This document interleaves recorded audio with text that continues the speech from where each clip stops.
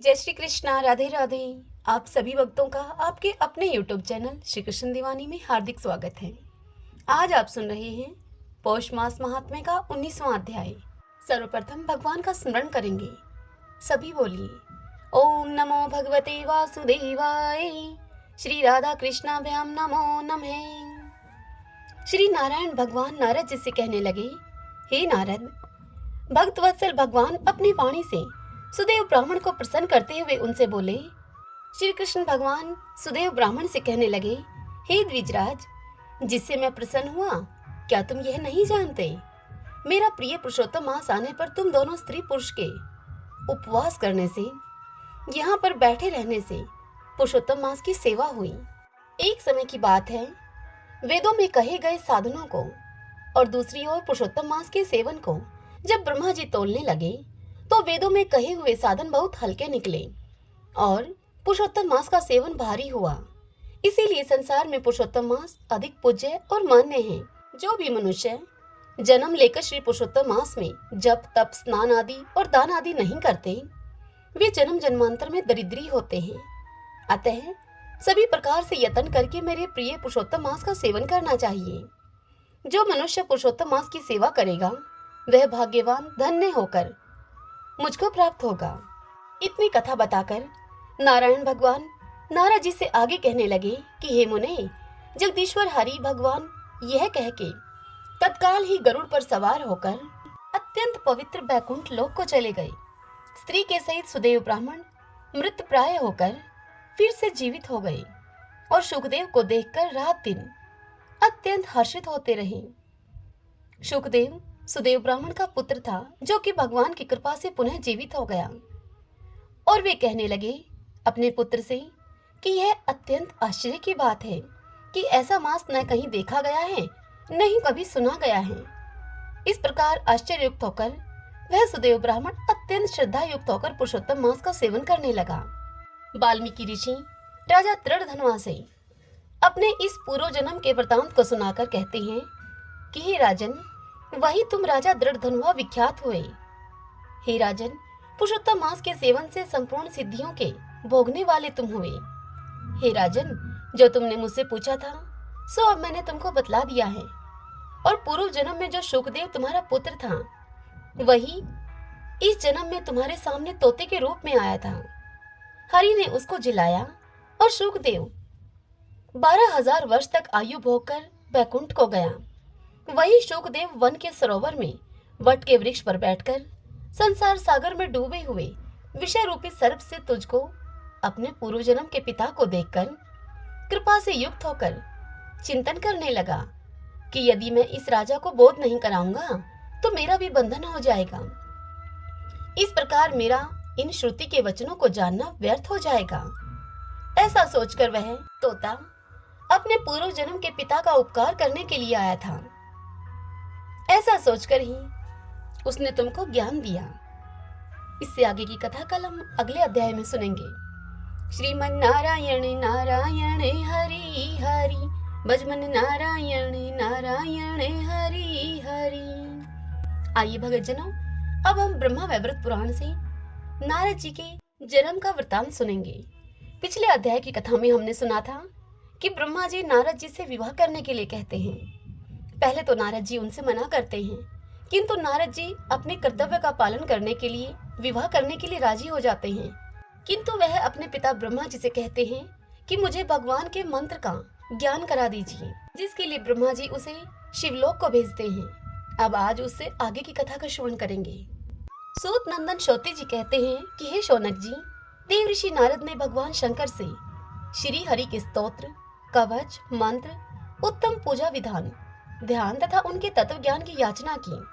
महेश्वर ने उन्हें स्तोत्र, कवच, मंत्र, ध्यान, पूजा विधि और उनके पूर्व जन्म संबंधी ज्ञान का उपदेश दिया। वह सब कुछ पाकर मुनिश्रेष्ठ नारद का मनोरथ अब पूर्ण हो गया। उन्होंने अपने शरणागत वत्सल गुरु भगवान शिव को भक्ति भाव से प्रणाम किया और फिर उनसे इस प्रकार से कहा। नारद जी भगवान शंकर से बोले, वेद वेदताओं में हे श्रेष्ठ प्रभु, आप ब्राह्मणों के आहलिक आचार अर्थात दिनचर्या या नित्य कर्म का वर्णन कीजिए, जिससे कि प्रतिदिन स्वधर्म पालन हो सके। तब श्री महेश्वर ने नारद जी से कहा कि नारद, प्रतिदिन ब्रह्मा मुहूर्त में उठकर रात्रि में पहने हुए कपड़े को बदल दें और अपने ब्रह्मारंध्र में स्थित सूक्ष्म निर्मल गलानी रहित सहस्त्र दल कमल पर विराजमान गुरुदेव का चिंतन करें। अपने ध्यान में यह देखें कि ब्रह्मारंध्रवर्ती सहस्त्र दल कमल पर गुरुजी प्रसन्नता पूर्वक बैठे हैं, मंद मंद मुस्कुरा रहे हैं। व्याख्या की मुद्रा में उनका हाथ उठा हुआ है और शिष्य के प्रति उनके हृदय में बड़ा ही स्नेह है। मुख पर उनके प्रसन्नता छा रही है। वे शांत तथा निरंतर संतुष्ट रहने वाले हैं और साक्षात परब्रह्म स्वरूप हैं। सदा इसी प्रकार उनका चिंतन करना चाहिए। इस तरह ध्यान करके मन ही मन गुरु की आराधना करें। तदंतर निर्मल श्वेत सहस्त्रदल भूषित विस्तृत हृदय कमल पर विराजमान इष्ट देव का चिंतन करें। जिस देवता का जैसा ध्यान और जैसा रूप बताया गया है वैसा ही चिंतन करना चाहिए। गुरु की आज्ञा लेकर समयोचित कर्तव्य का पालन करना चाहिए। कर्म यह है कि पहले गुरु का ध्यान करके उन्हें प्रणाम करें, फिर उनकी विधिवत पूजा करने के पश्चात उनकी आज्ञा लें। इष्ट देव का ध्यान एवं पूजन करें। गुरु ही देवता के स्वरूप का दर्शन कराते हैं। वे ही इष्ट देव के मंत्र, पूजा विधि और जप का उपदेश देते हैं। गुरु ने इष्ट देव को देखा है, किंतु इष्ट देव ने गुरु को नहीं देखा है। इसीलिए गुरु इष्ट देव से भी बढ़कर है।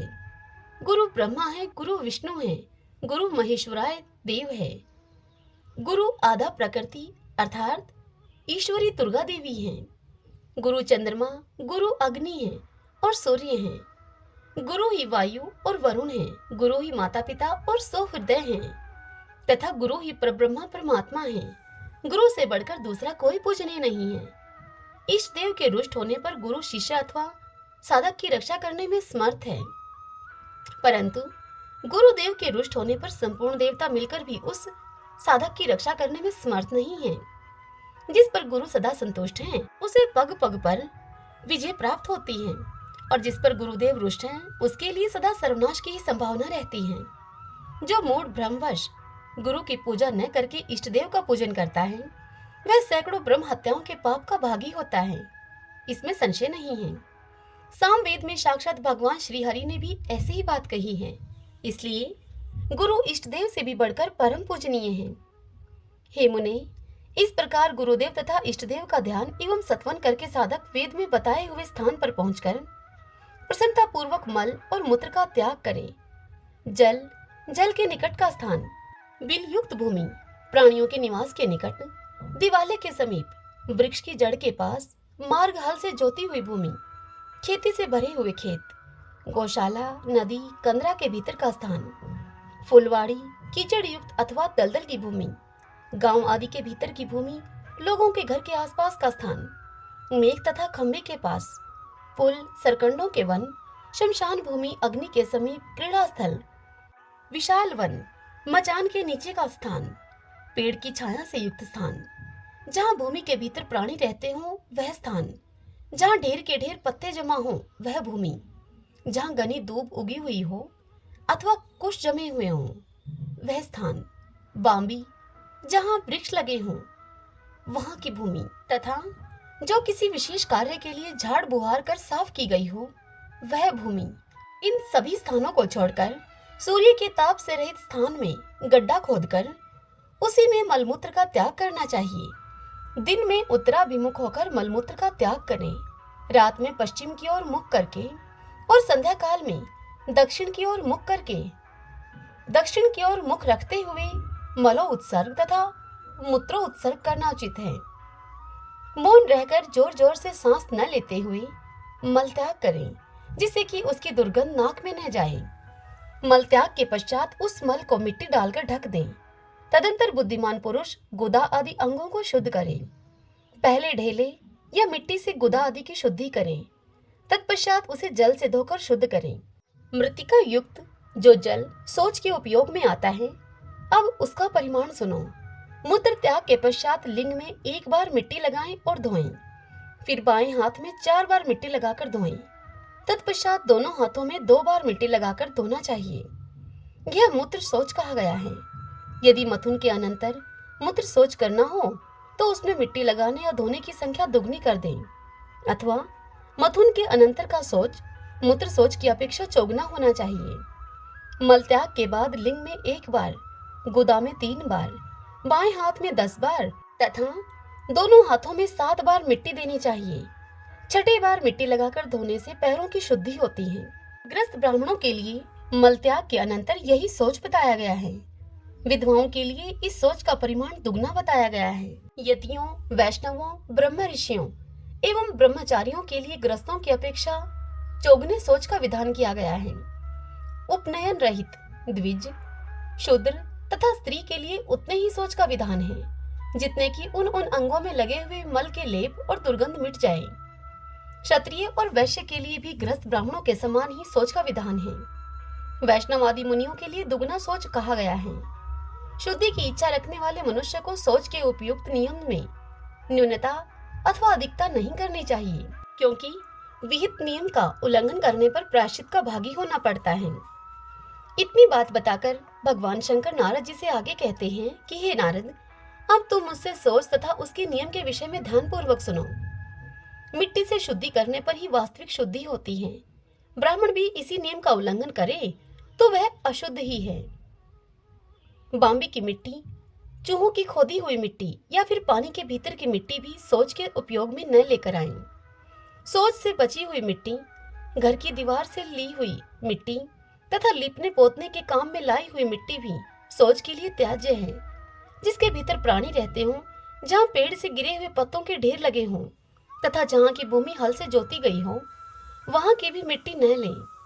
कुश और दुर्वा के जड़ से निकाली गई, पीपल की जड़ के निकट से लाई गई तथा शयन की वेदी से निकाली गई मिट्टी को भी शौच के काम में न ले आएं। चौराहे की, गौशाला की, गाय की खुरी की, जहाँ खेती लहला रही हो, उस खेत की अथवा उद्यान की मिट्टी को भी त्याग दें। ब्राह्मण नहाया हो अथवा नहीं नहाया हो, उपयुक्त शौचाचार के पालन मात्र से शुद्ध हो जाता है तथा जो शौच से हीन है वह नित्य अपवित्र एवं समस्त कर्मों के अयोग्य है। विद्वान ब्राह्मण इस सोच विचार का पालन करके मुंह धोए। पहले 16 बार कुला करके मुख शुद्ध करने के बाद दंत धावन से दांत की सफाई करे, फिर 16 बार कुला करके मुंह को शुद्ध करे। हे नारद, दांत मांजने के लिए जो काठ की लकड़ी ली जाती है उसके विषय में भी कुछ नियम हैं। अब तुम वह नियम सुनो। सामवेद में श्री हरि ने आहलिक की प्रकरण में इसका निरूपण किया है। अपामार्ग अर्थात चिचिड़ा या उंगा, सिंधुवार, आम, करवीर, करवीर कनेर को कहा जाता है, खार, शिरस, जायफल, नाग केसर या कायफल, साखू, अशोक, अर्जुन, दूध वाला वृक्ष, कदम, जामुन, मोलसिरी, अड़ुअल तथा पलाश, ये वृक्ष दंतवन के लिए उत्तम माने गए हैं। बेर, देवदारू, आक, सेमर, कटीले वृक्ष तथा लता आदि को त्याग देना चाहिए। पीपल, पियाल, इमली, ताड़, खजूर और नारियल आदि वृक्ष दंत धावन के लिए उपयोग में वर्जित हैं। जिसने दांतों की शुद्धि नहीं की वह सब प्रकार के शौच से रहित है। शौचहीन पुरुष सदा अपवित्र होता है, वह समस्त कर्मों के लिए अयोग्य है। शौचाचार का पालन करके शुद्ध हुआ ब्राह्मण स्नान के बाद 2 धुले हुए वस्त्र धारण करके पैर धोकर आचमन के बाद प्रातःकाल की संध्या करे। इस प्रकार जो कुलीन ब्राह्मण तीनों संध्याओं के समय संध्या उपासना करता है वह समस्त तीर्थों में स्नान के पुण्य का भागी होता है। जो त्रिकाल संध्या नहीं करता वह अपवित्र है, समस्त कर्मों के अयोग्य है। वह दिन में जो काम करता है उसके फल का भागी नहीं होता। जो प्रातः और साय संध्या का अनुष्ठान नहीं करता वह शूद्र के समान है, उसको समस्त ब्राह्मणोचित कर्म से बाहर निकाल देना चाहिए। प्रातः, मध्याह्न और साय संध्या का परित्याग करके द्विज प्रतिदिन ब्रह्म हत्या और आत्महत्या के पाप का भागी होता है। जो एकादशी के व्रत और संध्या उपासना से हीन है वह द्विज शूद्र जाति की स्त्री से संबंध रखने वाले पापी की भांति एक कल्प तक कालसूत्र नामक नरक में निवास करता है। प्रातः काल की संध्या उपासना करके श्रेष्ठ साधक गुरु, इष्ट देव, सूर्य, ब्रह्मा, महादेव, विष्णु, माया, लक्ष्मी और सरस्वती को प्रणाम करें। तत्पश्चात गुड़, घी, दर्पण, मधु और स्वर्ण का स्पर्श करके समय अनुसार स्नान आदि करें। जब पोखरी या बावड़ी में स्नान करें तब धर्मात्मा एवं विद्वान पुरुष पहले उसमें 5 पिंड मिट्टी निकालकर बाहर फेंक दे। नदी, नद, गुफा अथवा तीर्थ में स्नान करना चाहिए। पहले जल में गोता लगाकर पुनः स्नान के लिए संकल्प करें। वैष्णव महात्माओं का स्नान विषयक संकल्प श्री कृष्ण की प्रीति के लिए होता है और गृहस्थों का वह संकल्प किए हुए पापों के नाश के उद्देश्य से होता है। ब्राह्मण संकल्प करके अपने शरीर में मिट्टी को पोते। उस समय निम्नांकित वेद मंत्र का पाठ करें। मिट्टी लगाने का उद्देश्य शरीर की शुद्धि ही है। इस प्रकार से मंत्र बोले। अश्व क्रांते रथ क्रांते विष्णु क्रांते वसुंधरे मृतिके हर मे पापम यन्मया दुष्कृतम कृतम। अर्थात हे वसुंधरे, तुम्हारे ऊपर अश्व चलते हैं, रथ दौड़ते हैं और भगवान विष्णु ने अपने चरणों से तुम्हें आक्रांत किया है। अर्थात अपने अवतार काल में भगवान तुम्हारे ऊपर लीला विहार करते हैं। मृतिकामयी, हे देवी, मैंने जो भी दुष्कर्म किया है वह मेरा सारा पाप तुम हर लो। सैकड़ों भुजाओं से उद्भाषित वराह रूपधारी श्री कृष्ण ने एकारणों के जल से तुम्हें ऊपर उठाया है। तुम मेरे अंगों पर आरूढ़ होकर समस्त पापों को दूर कर दो। हे महाभागे, पुण्य प्रदान करो और मुझे स्नान करने के लिए तुम आज्ञा दो। हे नारद, इस प्रकार ऐसा कहकर नाभि तक जल में प्रवेश करें और मंत्र उच्चारण पूर्वक 4 हाथ लंबा चौड़ा सुंदर मंडल बनाकर उसमें हाथ दे तीर्थों का आह्वान करें। जो जो तीर्थ हैं उन सब का वर्णन कर रहा हूँ अब मैं तुमसे।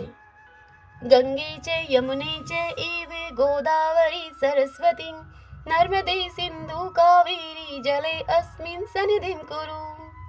अर्थात हे गंगे, हे यमुने, हे गोदावरी, हे सरस्वती, हे नर्मदे, हे सिंधु, हे कावेरी, तुम सब लोग इस जल में निवास करो। इस प्रकार का आह्वान करने से सब तीर्थ जल में आ जाते हैं।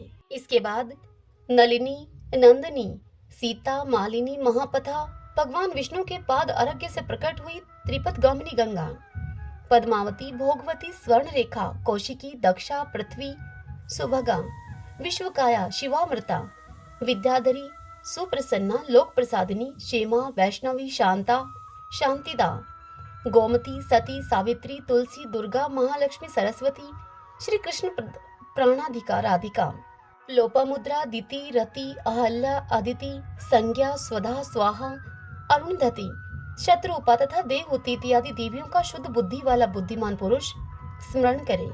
इनके स्मरण से स्नान करके अथवा बिना स्नान किए ही मनुष्य परम पवित्र हो जाता है। इसके बाद विद्वान पुरुष दोनों भुजाओं के मूल भाग में, अपने ललाट में, कंठ प्रदेश में और वक्षस्थल में तिलक लगाए। यदि ललाट में तिलक न हो तो स्नान, दान, तप, होम, देव यज्ञ तथा पितृयज्ञ सब कुछ निष्फल हो जाता है। ब्राह्मण स्नान के पश्चात तिलक करके संध्या और तर्पण करें। फिर भक्ति भाव से देवताओं को नमस्कार करके प्रसन्नता पूर्वक अपने घर को जाए। वहां यतन पूर्वक पैर धोकर धुले हुए 2 वस्त्र धारण करें। तत्पश्चात बुद्धिमान पुरुष मंदिर में जाए। यह साक्षात श्री हरि का ही कथन है। जो स्नान करके पैर धोए बिना ही मंदिर में घुस जाता है उसका स्नान, जप और होम आदि सब नष्ट हो जाता है। जो गृहस्थ पुरुष पानी से भीगे या तेल से तर वस्त्र पहनकर घर में प्रवेश करता है उसके ऊपर लक्ष्मी रुष्ट हो जाती है और उसे अत्यंत भयंकर श्राप देकर उसके घर से निकल जाती है।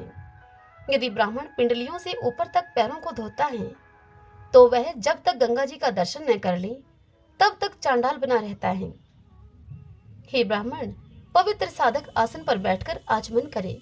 फिर संयम पूर्वक रहकर भक्ति भाव से संपन्न होकर वेदोक्त विधि से इष्टदेव की पूजा करें।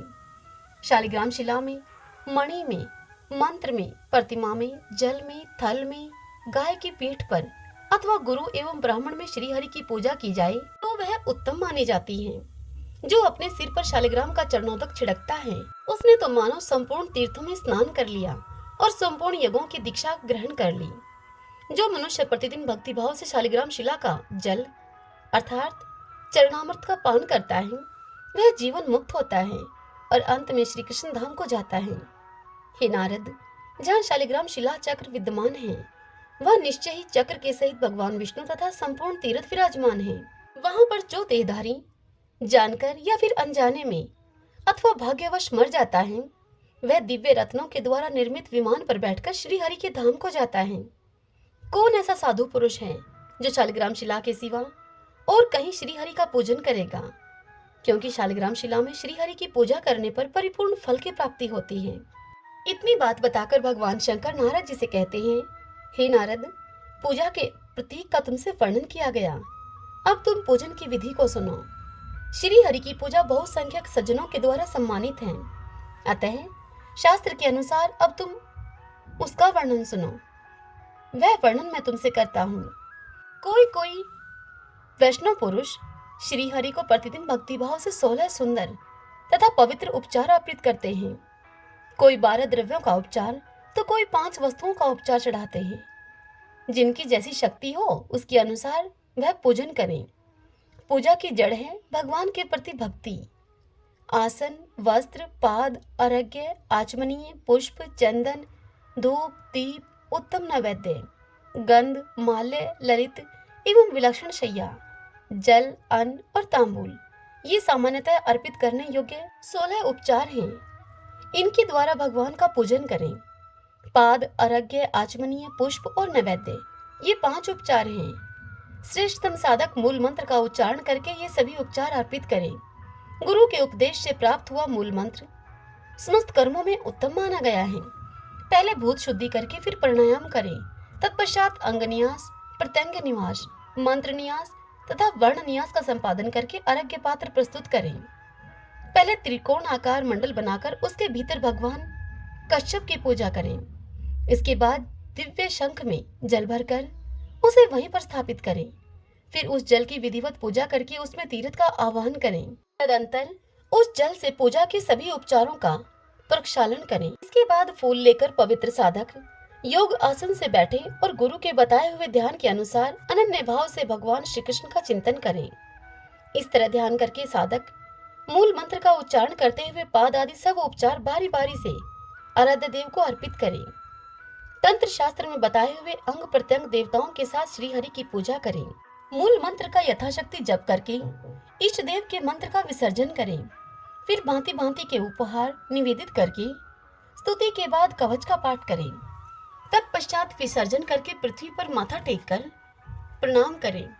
इस तरह देव पूजा संपन्न करके बुद्धिमान एवं विद्वान पुरुष श्रोत तथा स्मार्त अग्नि से युक्त यज्ञ का अनुष्ठान करें। हे मुने, यज्ञ के पश्चात दिक्पाल आदि को बलि देनी चाहिए। फिर यथाशक्ति नित्य श्राद्ध और अपने वैभव के अनुसार दान करें। यह सब करके पुण्य आत्मा साधक आवश्यक आहार विहार में प्रवृत्त हो। श्रुति में पूजन का यही कर्म सुना गया है। हे नारद, इस प्रकार मैंने तुम्हें संपूर्ण वेदोक्त उत्तम सूत्र का तथा ब्राह्मणों के आहनिक कर्म का वर्णन किया। अब तुम और क्या सुनना चाहते हो? इससे आगे की कथा कल हम अगले अध्याय में सुनेंगे। श्रीमन नारायण नारायण हरि हरि, भजमन नारायण नारायण हरि हरि। अब हम श्री विष्णु सहस्त्रनाम स्तोत्र का पाठ करें। यस्य स्मरण मात्रेण जन्म संसार बंधनात् विमुच्यते, नमस्तस्मै विष्णवे प्रभविष्णवे, नमः समस्त भूतानामादि भूताय भूभृते, अनेक रूप रूपाय विष्णवे प्रभविष्णवे।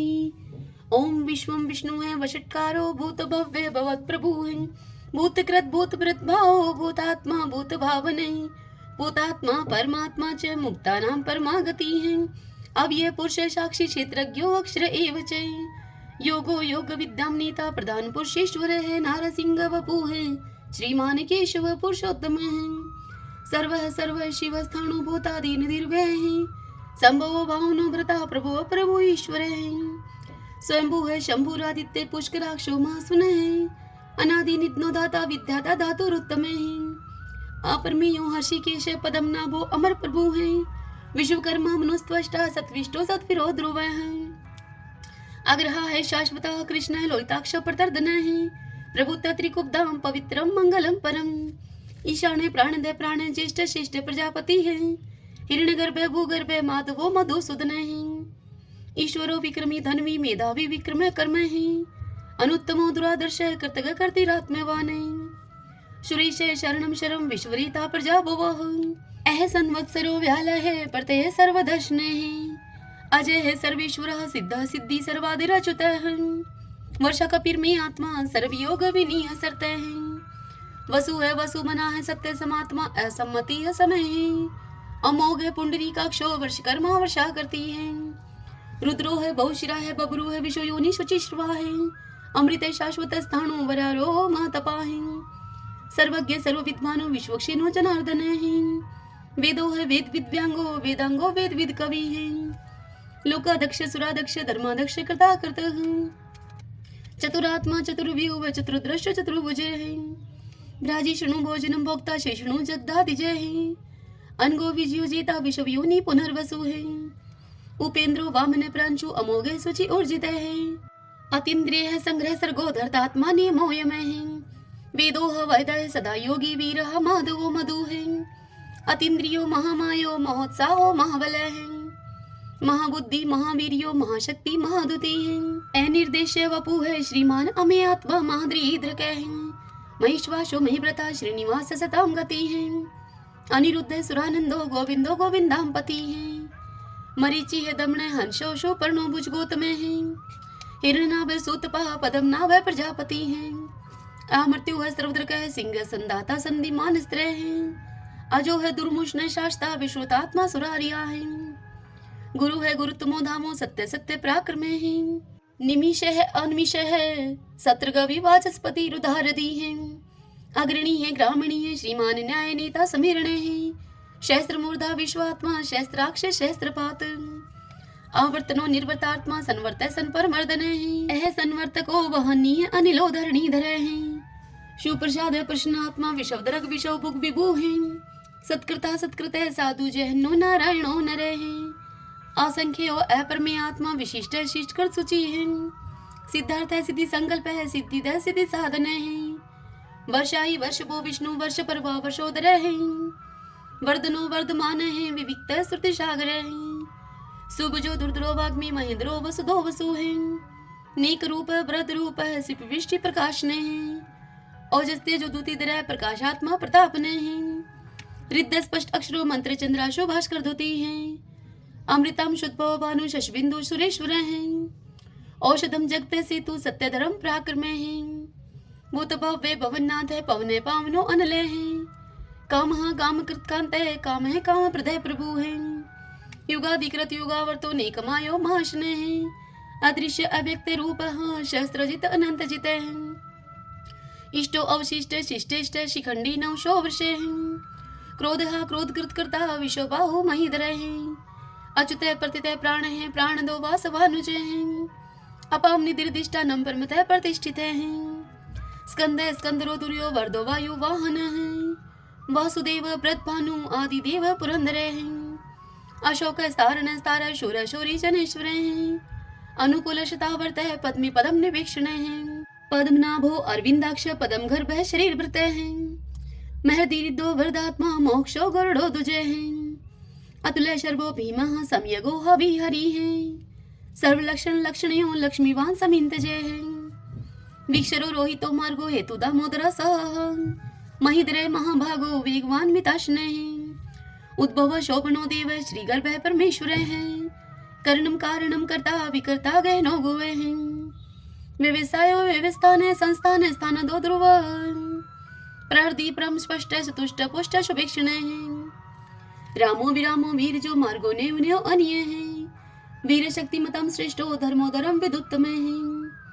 वैकुंठ पुरुष प्राणे प्राणदय प्रणवय प्रथु है हिरण्यगर्भ शत्रुघ्नो व्याप्तो वायुर्दोक्ष है ऋतु है सुदर्शन काल परमेष्टि परिग्रह है उग्र संवस्त्रो दक्षो विश्रमो विश्व दक्षिण है विस्तार स्थावर स्थाणु परमाणम बीजम व्ययम अर्थो अनर्थो महाकोशो महाभोगो महाधन है अनिर्विणय सत्विष्ट है अभू है धर्म यूपो महामख है नक्षत्र नेमी नक्षत्री शमय शामय शमी हन है यज्ञ इज्य महेजय चे कर्तुस्त्रम स्थाम गति है सर्वदर्शी विमुक्तात्मा सर्वज्ञो ज्ञानम उत्तमम सुवर्त सुमुख सूक्ष्म सुघोष सुखद सुहर्त है मनोहरो जीत क्रोधो वीरबाहु विधारण है स्वापन सर्वशो व्यापी नेकात्मा नेक क्रम कृत वत्सरो वत्सलो वत्सी तरतन गर्भ धनेश्वर है धर्म गोप धर्म कृत धर्मी शत अशत शर्म अक्षरम अविज्ञाता शस्त्रांशु विधाता कृत लक्षण है गवस्ती ने मी सत्वस्त सिंहो भूत महेश्वर है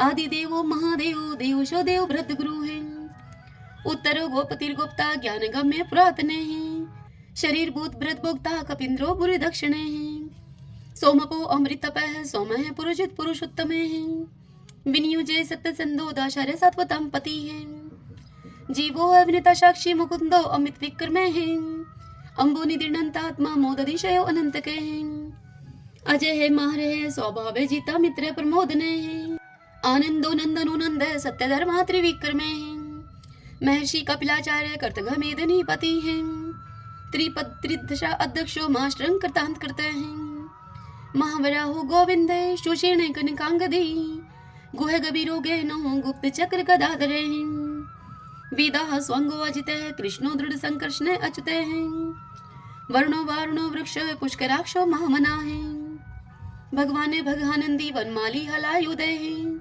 आदित्यो ज्योतिरादित्य शैषणो गतिस्तमः शुधन्वा खंड परशु है दारुणो दर्विण प्रदय है द्विस्पर्क सर्वदृग व्यासो वाचस्पति योनिजय है त्रिशाम श्याम गय श्याम निर्वाणम भेषजम मिष्क है संन्यास कृष्ण शांत निष्ठा शांति प्रायणम शुभांगम शांति दय सत्रष्टा कुमुदय कुवलेशय गोहति गोपति गुप्ता वृषभाक्षो वृष प्रिय एनिवर्ति निर्वर्तात्मा संक्षिप्ता श्रीमकर शिव है श्रीवत्स्वक्षा श्रीवास श्रीपति है श्रीमतांबर है श्रीदय श्रीश श्रीनिवास श्रीनिधि है श्री विभावने है श्रीद्रह श्रीक्रह श्रेय श्रीमान लोकत्रयाश्रय है स्वक्षय स्वंगस्तानंदो नंदिर ज्योतिर्गणेश्वर है विजितात्मा विधेयात्मा सत्कीर्ति छिन्न संशय है उदृण सर्वत चक्षु अनिश शाश्वत अस्त्र हैं भूषयो भूषणो भूत विशोक शोक नाशने हैं अर्चिस्मान अर्चित कुंभ विशुद्धात्मा विशोधने हैं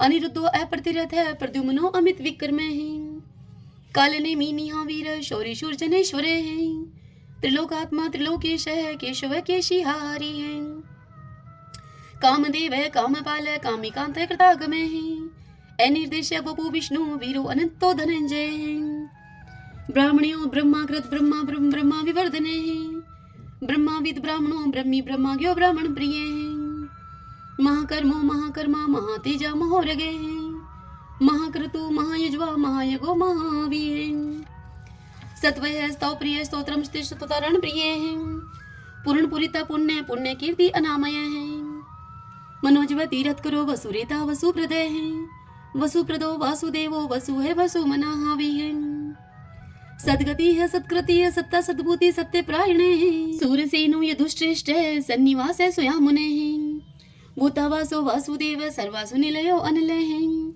दृपः दृप्तो दृप्तो दुर्दुरो अपराजित है विश्वमूर्ति महामूर्ति दीप्तमूर्ति अमूर्तिमान है अनेक मूर्ति अव्यक्त है शतमूर्ति शतानन है एकोनेक स्वः किमित तत्पद अनुत्तमम् लोकबंधु लोकनाथो माधो भक्त वत्सल सुवर्ण वर्णो हेमांगो व्रांग चंदनांगदी वीरहा विश्व शून्यो गर्ताशी अचल चल एमानी मन दो मानो लोक स्वामी त्रिलोक द्रक सुमेधा मेद जो धन्य सत्य मेधा धराधर तेजो वृषो दुतिधर सर्वशस्त्र प्रथाम्बर प्रग्रो निग्रो व्यग्रो नेक श्रृंगो गधा गर्जय चतुर्मूर्ति चतुर्बाहु चतुर्व्यूह चतुर्गति है चतुर आत्मा चतुर्भाव चतुर्वेद विद एकपात समावर्तो अनिर्वर्तात्मा दुर्जो दुर्ति कर्म है दुर्लभो दुर्गमो दुर्गो दुरावासो दुरारिया है शुभांगो लोक सारंग सुतंतु सुतंतु वर्धन है इंद्र कर्मा महाकर्मा कृतकर्मा कृतागम है